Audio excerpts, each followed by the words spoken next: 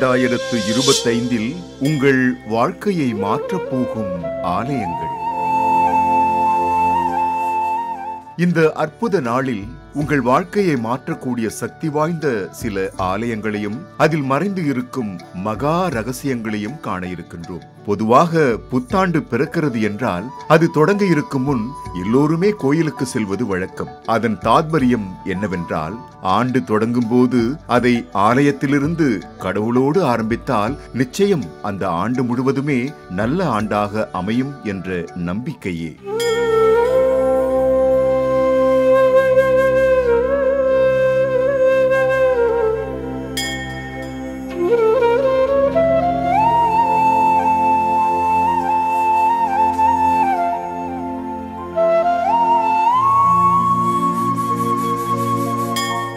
தமிழகத்தில் ஆயிரக்கணக்கான பழங்காலத்து ஆலயங்கள் உள்ளன. அதில் ஒரு சில ஆலயங்களில் இருக்கும் சூட்சும சக்தி அறியப்படாமல் இருக்கிறது. அப்படிப்பட்ட ஆலயங்களுக்கு யார் சென்று வந்தாலும் சரி, உடனே நினைத்து கூட பார்க்க முடியாத அளவு வாழ்வில் மிகப்பெரிய வளர்ச்சி ஏற்படுகிறது. விதி மாறுகிறது. அதை பற்றி விரிவாக பார்க்கும் முன் விதியை வெல்லும் ரகசியத்தை முதலில் காணலாம்.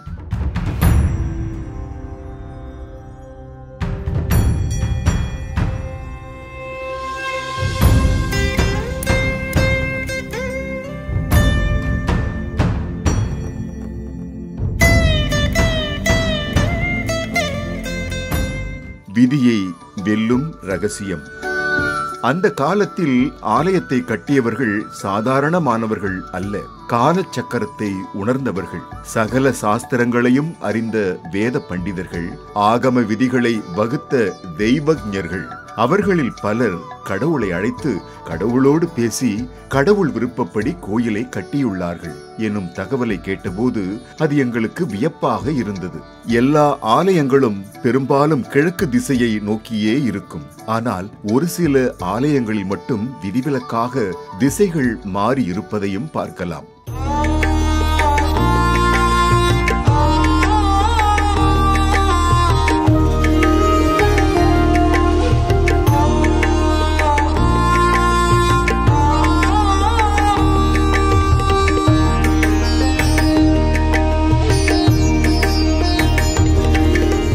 பொதுவாக ஆலயங்களில் மூலவர் கிழக்கு நோக்கி இருக்க என்ன காரணம் என கேட்டோம். அதற்கு அவர்கள், கிழக்கு சூரியன் உதிக்கும் திசை.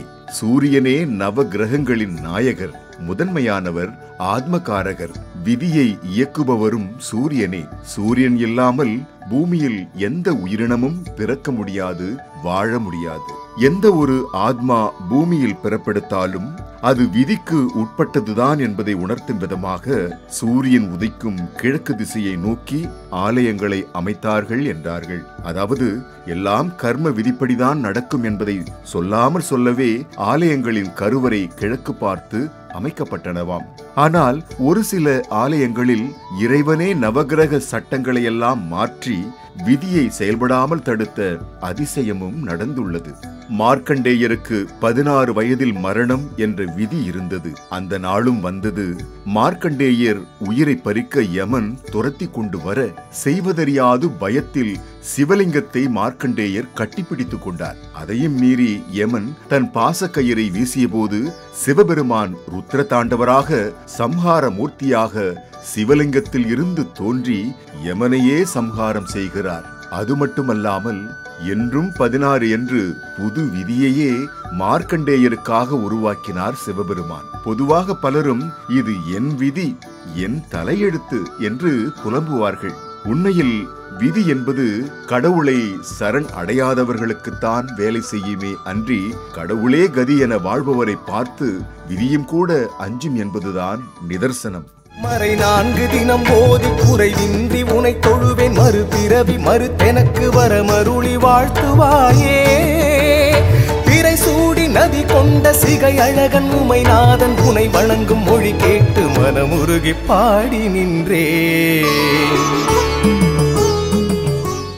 நவகிரகங்கள், யமன், பஞ்சபூதங்கள், அஷ்டதிக்கு பாலகர்கள் என யாருமே பக்தர்களை நெருங்க முடியாத சில ஸ்தலங்களும் தமிழகத்தில் உள்ளன. அப்படிப்பட்ட ஸ்தலங்களைத்தான் இனி காண இருக்கின்றோம். ஆம் நேயர்களே, அந்த ஆலயங்கள் மேற்கு பார்த்த ஸ்தலங்கள் ஆகும்.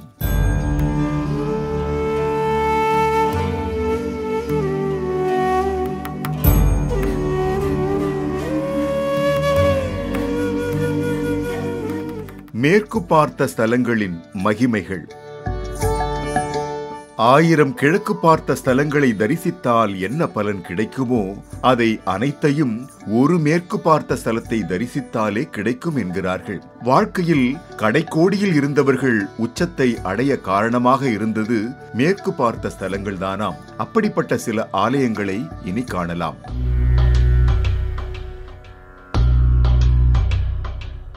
சென்னை பாரிமுனை காளிகாம்பாள் கோயில். இந்திய சுதந்திர வரலாற்றில் முகலாய மன்னர்களையும் ஆங்கில ஆதிக்க அடக்குமுறைகளையும் கடுமையாக எதிர்த்து தனியொரு ஆளாக துணிவாக நின்று சத்ரபதி எனும் பட்டத்துடன் வெற்றி வாகை சூடி வலம் வந்த ஒரு மாபெரும் மன்னர் சத்ரபதி சிவாஜி. மகாராஷ்டிராவை ஆண்டு வந்த சிவாஜியிடம் யாரோ ஒருவர் வந்து, மதராச மாநிலத்தில் ஒரு அம்பாள் இருக்கிறாள், அவளை வழிபட்டால் அரிய பெரிய சக்திகளை பெறலாமாம், மிக முக்கியமாக ஜெயிக்க முடியாதவரை கூட எளிதாக தோற்கடிக்கலாம் என்று யாரோ சொல்லிவிட உடனே அவரும் நம்பி கிளம்பி வருகிறார். சுமார் 1100 கிலோமீட்டர் கடந்து சென்னைக்கு. ஆம் நேயர்களே, அவர் தேடி வந்த தாய் வேறு யாருமில்லை, தமிழகத்தில் இருக்கும் சக்தி வாய்ந்த அம்பாள் ஆலயங்களில் ஒன்றான சென்னை பாரிமுனையில் வீற்றிருக்கும் அன்னை காளிகாம்பாளைத்தான். மாலினி சூழினி தாரணி பூரணி ஆரணி காரணி தேவியம்மா, மங்களநாயகி மாதவன் தங்கைய மாணிக்க வள்ளிய வாருமம்மா. மாலினி சூழினி தாரணி பூரணி ஆரணி காரணி தேவியம்மா, மங்களநாயகி மாதவன் தங்கைய மாணிக்க வள்ளிய வாருமம்மா. ஆதியில் கடற்கரை ஓரத்தில் இருந்த இந்த ஆலயத்தை சில தீய சக்திகள் தொட்டதால் பட்டபாடு கொஞ்சமல்ல. அதன் பின் சுமார் 400 ஆண்டுகள் முன்பு தற்பொழுது அருள்பாலித்து வரும் இந்த புதிய ஆலயம் கட்டப்பட்டது.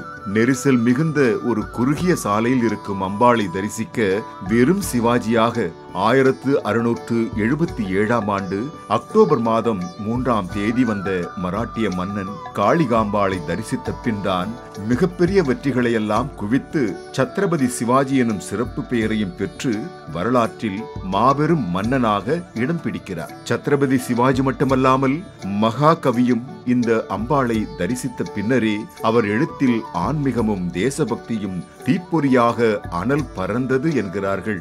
ஆம் நேயர்களே, யாதுமாகி நின்றாள் காளி என அவர் பாடியது இந்த காளிகாம்பாளை பார்த்துத்தான். இங்கு அம்பாள் மேற்கு நோக்கி அருள்பாலிக்கின்றார். யாதுமாகி நின்றாய் காளி, எங்கும் நீ நிறைந்தாய், தீது நன்மை எல்லாம் காளி தெய்வலீலை என்றோ, பூதமைந்துமானாய் காளி பொறிகளைந்துமானாய், போதமாகி நின்றாய் காளி பொறியை விஞ்சி நின்றாய்.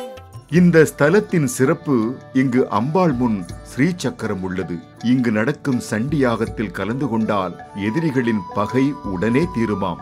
அது மட்டுமல்ல, சாதாரணமாக முதலில் இத்தலம் வரும் ஒருவர் இந்த தாயை வழிபட்ட பின் வாழ்வில் சகல செல்வங்களையும் பெறுவது மட்டுமல்லாமல் மிகப்பெரிய VVIP-யாக ஆவது திண்ணமாம். அப்படி இங்கு தொடர்ந்து வரும் பலர் ஆகியுள்ளதாகவும் கூறுகிறார்கள். ஆலயம் உள்ளே நுழையும் போதே தாழம்பூ குங்கும வாசனையின் நறுமணம் மெய்மறக்கச் செய்கிறது. ஆலயத்தில் எங்கும் ஒரு அமைதி நிலவுகிறது. இத்தலத்தில் தினமும் சிறப்பு பூஜைகள் அற்புதமாக நடக்கிறது. அதிலும் பௌர்ணமி மற்றும் வெள்ளிக்கிழமைகளில் இத்தலம் வருவதற்கு பெரும் பாக்கியம் செய்திருக்க வேண்டுமாம். மிக முக்கியமாக பௌர்ணமி அன்று வந்தால் மாறாத விதியும் மாறும், தீராத கஷ்டமும் தீரும், செல்வங்கள் சேரும் என்கிறார்கள். காளிகாம்பாள் ஆலயம் 2 பிரகாரங்களை கொண்டது. உட்பிரகாரத்தில் அருணாச்சலேஸ்வரர், நவகிரகங்கள், வள்ளி தெய்வானை சமேத முருகர், ஸ்ரீ கமடேஸ்வரர், ஸ்ரீ துர்கா, ஸ்ரீ சண்டிகேஸ்வரர், பைரவர், பிரம்மா, சூரிய சந்திரர்கள் அருள்பாலிக்கின்றனர். வெளிப்பிரகாரத்தில் கொடிமரம், சித்தி விநாயகர், வட கதிர்காமத்து முருகர், ஸ்ரீ சித்தி புத்தி விநாயகர், ஸ்ரீ காயத்ரி தேவி, ஸ்ரீ துர்கா, ஸ்ரீ நடராஜர், ஸ்ரீ மகா மேரு, ஸ்ரீ வீரபத்திரர், மகா காளியம்மன், ஸ்ரீ நாகேந்திரர், ஸ்ரீ விஸ்வ பிரம்மா சன்னதிகள் அமைந்துள்ளன. மேலும் பிரம்மாண்டமான தட்சிணாமூர்த்தியும் மணிவேலும் பிரத்யங்கரா தாயும் இங்கு அருளாட்சி செய்கின்றனர்.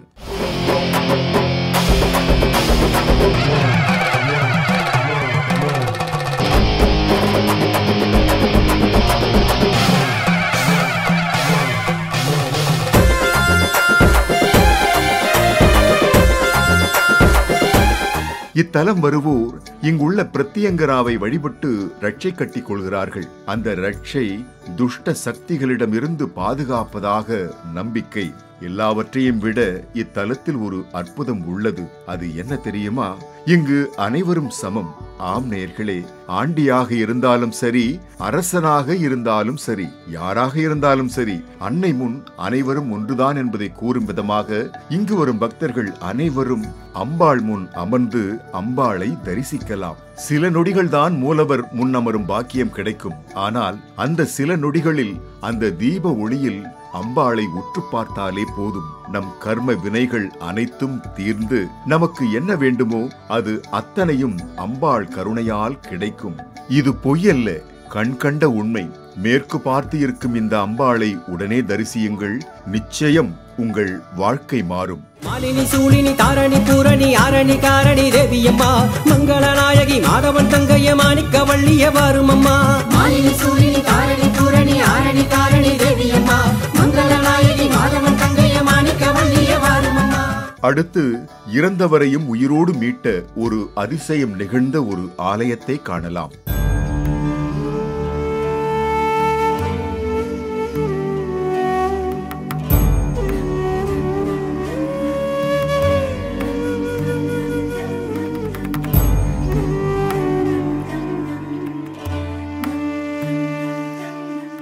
சென்னை மயிலாப்பூர் கபாலீஸ்வரர் கோயில். இறந்தால் இறந்ததுதான் என்கிறது விஞ்ஞானம். ஆனால் இறந்த பலரையும் மீட்ட அதிசயம் நடந்துள்ளது என்று ஆதாரத்துடன் நிரூபிக்கிறது மெய்ஞானம். ஆம் நேயர்களே, 18 சித்தர்கள் தொடங்கி நாயன்மார்கள், ஆழ்வார்கள், அருணகிரிநாதர், வள்ளலார், நெரூர் சதாசிவ பிரம்மேந்திரர், குணங்குடி மஸ்தான், பாடகச்சேரி சுவாமிகள், கசவனம்பட்டி மௌன நிர்வாண சுவாமிகள், ஸ்ரீமத் ஓத சுவாமிகள் என எத்தனையோ சித்தர்கள், யோகிகள் இறந்தவர்களை மீண்டும் உயிரோடு மீட்டுள்ளார்கள். அப்படி ஒரு அதிசயம் சென்னை மயிலாப்பூரிலும் நடந்துள்ளது.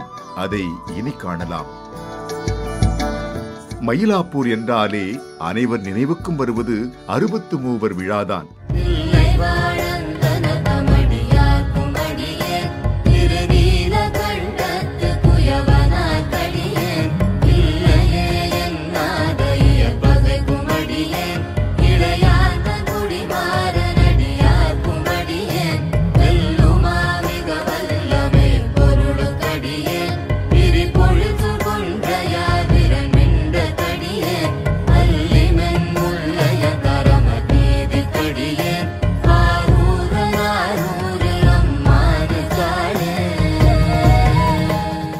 நேயர்களே, பங்குனி உத்திர திருவிழாவின் போது 63 விழா இங்கு பிரம்மாண்டமாக நடக்கும். அதை பார்க்கவே பல ஜென்ம புண்ணியம் செய்திருக்க வேண்டும்.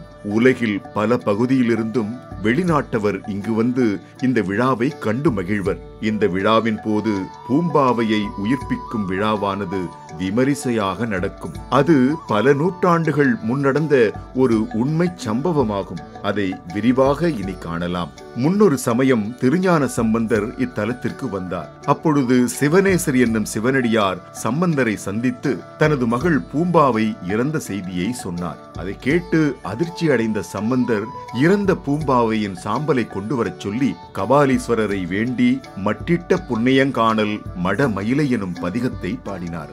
என்ன ஆச்சரியம்! பூம்பாவை அந்த சாம்பலிலிருந்து மேஜிக் போல உயிர் பெற்று வந்தார். இந்த தலமும் மேற்கு பார்த்த ஸ்தலம்தான். உலகில் ஒரு 100 VVIP ஆலயங்கள் இருந்தால் அதில் கபாலீஸ்வரர் ஆலயமும் ஒன்று எனலாம்.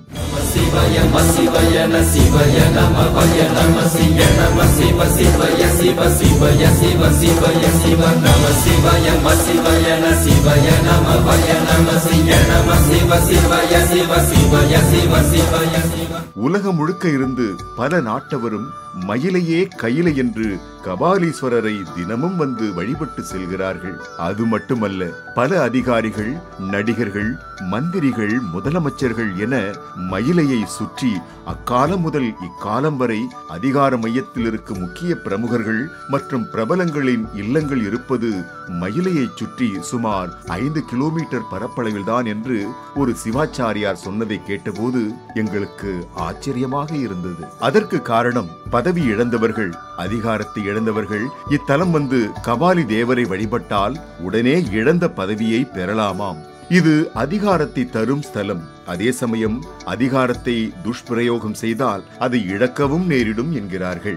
அதற்கு ஒரு புராண வரலாறும் கூறப்படுகிறது.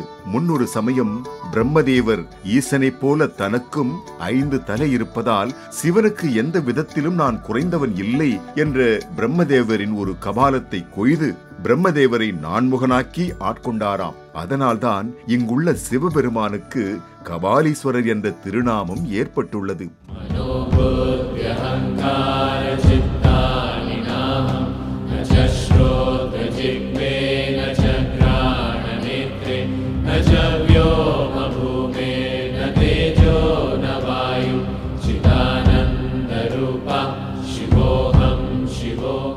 இங்குள்ள அன்னை கற்பகாம்பாள் தெற்கு நோக்கி வீற்றிருக்க சிவபெருமான் மேற்கு நோக்கி அருள்பாலிப்பது மிகவும் விசேஷம் என்கிறார்கள். இது விதியை வெல்லும் ஸ்தலம் ஆகும். மயிலாக அம்பாள் தவமிருந்து சிவனை கரம்பிடித்த ஸ்தலம் இது. இங்குள்ள கோசாலை அருகே இருக்கும் புன்னை மரத்தடியில்தான் கற்பகாம்பாள் தன் சாபம் தீர சிவபெருமானை நோக்கி கடும் தவமிருந்து மீண்டும் சிவனை அடைந்துள்ளார். புன்னை மரத்தடியில் பொழுதும் தவமிருந்து மயிலாய் உருவெடுத்து நம் மனதை மயக்கி நிற்கும் காதல் கற்பகத்தின் கம்பீர நாயகன் கபாலியும் நீயே, கபாலியும் நீயே. கிழக்கு ராஜகோபுரம் பிரம்மாண்டமாக காட்சி தருகிறது. ராஜகோபுர வாயில் வழியாக உள்ளே நுழைந்ததும் நர்த்தன விநாயகர், அண்ணாமலையார், உண்ணாமலையம்மன், பழனி ஆண்டவர், வாயிலார், நாயனார், அருணகிரிநாதர் என பல தனி சன்னதிகளை தரிசிக்க முடிகிறது. சிவபெருமானைப் போல முருகரும் இங்கு சிங்கார வேலராக மேற்கு நோக்கி வீற்றிருப்பது மிகவும் விசேஷமாக கருதப்படுகிறது. கொடிமரத்தருகே திருஞான சம்பந்தர் மற்றும் பூம்பாவை ஒரே சன்னதியில் அருள்பாலிக்கின்றனர். புன்னை மரத்தடியில் அன்னை மயில் வடிவில் ஈசனை பூஜை செய்யும் கோலத்தில் கோசாலை அருகே அருள்பாலிக்க, கிழக்கு வெளிப்பிரகாரத்தில் சனி பகவான், நவகிரகங்கள், மீனாட்சி சுந்தரேஸ்வரர், ஜெகதீஸ்வரர் என அனைவரும் தனி சன்னதியில் அருள்பாலிக்கின்றனர்.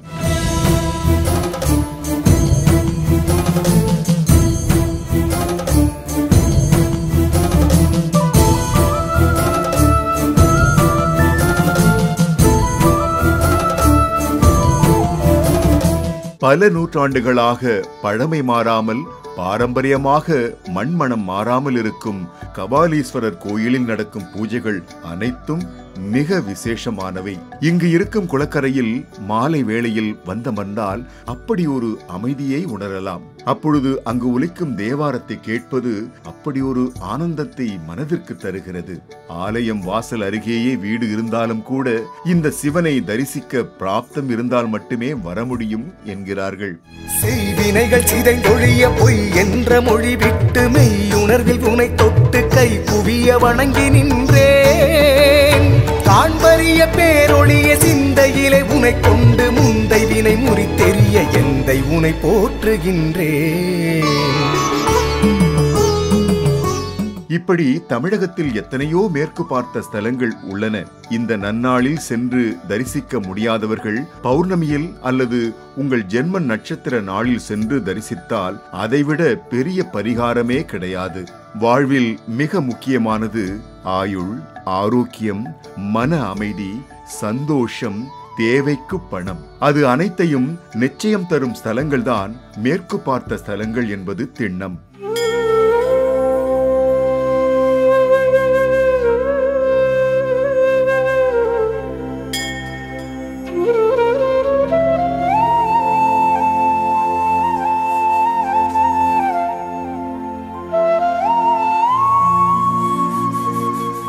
இனி தமிழகத்தில் உள்ள மேற்கு பார்த்த பிற ஸ்தலங்களை காணலாம்.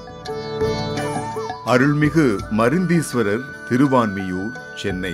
அருள்மிகு திருக்காலத்தீஸ்வரர் திருக்காலத்தி ஆந்திரா.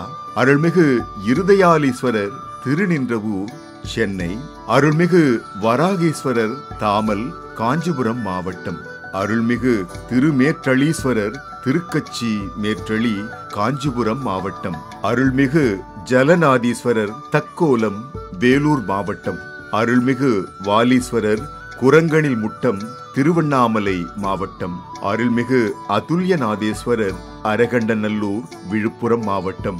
அருள்மிகு மருந்தீசர் திரு இடையாறு விழுப்புரம் மாவட்டம். அருள்மிகு வீரட்டீஸ்வரர் திருக்கோயிலூர் விழுப்புரம் மாவட்டம். அருள்மிகு சிஷ்டகுருநாதர் திருத்துறையூர் கடலூர் மாவட்டம். அருள்மிகு வைத்தியநாதீஸ்வரர் வைத்தீஸ்வரன் கோயில் மயிலாடுதுறை மாவட்டம். அருள்மிகு அமிர்தகடேஸ்வரர் திருக்கடையூர் நாகப்பட்டினம் மாவட்டம். அருள்மிகு ஸ்வர்ணபுரீஸ்வரர் செம்பனார் கோயில் நாகப்பட்டினம் மாவட்டம்.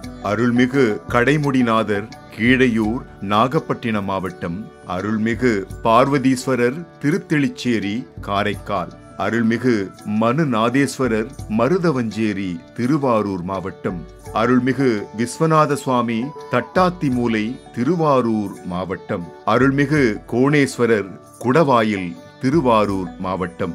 அருள்மிகு கண்டீஸ்வரர் திருக்கண்டியூர் தஞ்சாவூர் மாவட்டம்.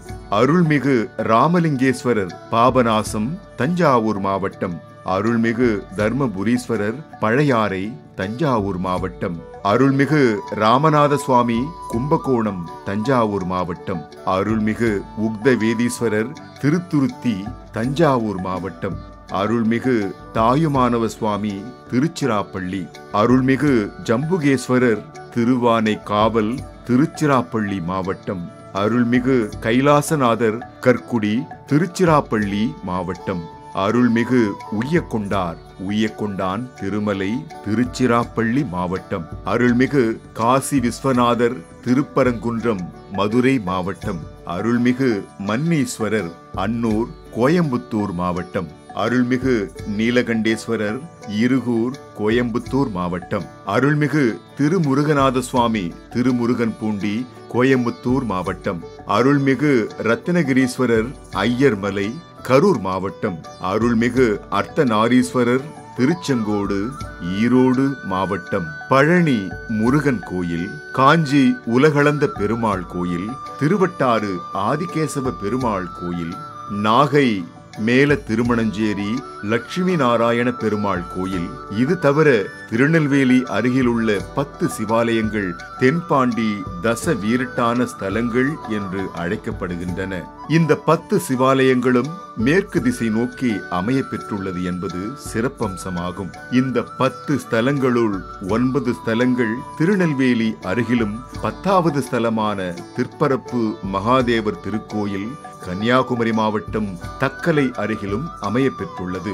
தச வீரட்டான ஸ்தலங்கள் எனப்படும் மேற்கு திசை நோக்கிய சிவாலயங்கள் பக்த ஸ்தலம் சிவசைலம் அருள்மிகு சிவசைலப்பர் திருக்கோயில், மகேச ஸ்தலம் வழுதூர் அருள்மிகு அக்னீஸ்வரர் திருக்கோயில், பிராணலிங்க ஸ்தலம் கோடகநல்லூர் அருள்மிகு அபிமுக்தீஸ்வரர் திருக்கோயில், ஞானலிங்க ஸ்தலம் சிங்கிக்குளம் அருள்மிகு கைலாசநாதர் திருக்கோயில், சரணஸ்தலம் மேலநத்தம் அருள்மிகு அக்னீஸ்வரர் திருக்கோயில், சகாயஸ்தலம் ராஜவல்லிபுரம் அருள்மிகு அக்னீஸ்வரர் திருக்கோயில், பிரசாதி ஸ்தலம் தென்மலை அருள்மிகு திருப்பாத்தீஸ்வரமுடையார் திருக்கோயில், கிரியாலிங்க ஸ்தலம் அங்கமங்கலம் அருள்மிகு நரசிங்க ஈஸ்வரமுடையார் திருக்கோயில், சம்பத் தலம் காயல்பட்டினம் அருள்மிகு மெய்கண்டேஸ்வரர் திருக்கோயில், பஞ்சாக்ர ஸ்தலம் திற்பரப்பு அருள்மிகு மகாதேவர் திருக்கோயில். இது தவிர பல ஸ்தலங்களும் இருக்கலாம். ஒருவேளை உங்கள் ஊரில் எந்த மூலவராவது மேற்கு நோக்கி இருந்தால் அந்த ஆலயத்திற்கு தொடர்ந்து பௌர்ணமி நாளிலோ அல்லது உங்கள் ஜென்ம நட்சத்திர நாளிலோ சென்று தரிசித்து வாருங்கள். நிச்சயம் வாழ்க்கை அற்புதமானதாகும். அஷ்ட ஐஸ்வர்யங்களும் சேரும். शम्भो शिव शम्भो स्वयम्भो ಧಿಮಿತ ಧಿಮಿತ ಧಿಮಿ ಧಿಮಿ ಕಿಟ ತಕತೋ ತೋಂ ತೋಂ ತರಿ ಕಿಟ ತಕತೋ ಮದಂಗ ಮುನಿವರ ವಂದಿತ ಈಶಾ ಸರ್ವ ದಿಗಂಬರ ವೇಷ್ಟಿತ ವೇಷ ನಿತ್ಯ ನಿರಂಜನ ನೃತ್ಯ ನಟೇಶ ಈಶಾ ಸವೇಶ ಸರ್ವೇಶ ಶಂಭೋ ಶಿವ ಶಂಭೋ ಸ್ವಯಂಭೋ ಶಂಭೋ ಶಿವ ಶಂಭೋ ಸ್ವಯಂಭೋ ಶಿವ ಶಂಭೋ ಸ್ವಯಂಭೋ ಶಿವ ಶಂಭೋ ಸ್ವಯಂಭೋ ಶಿವ ಶಂಭೋ ಸ್ವಯಂಭೋ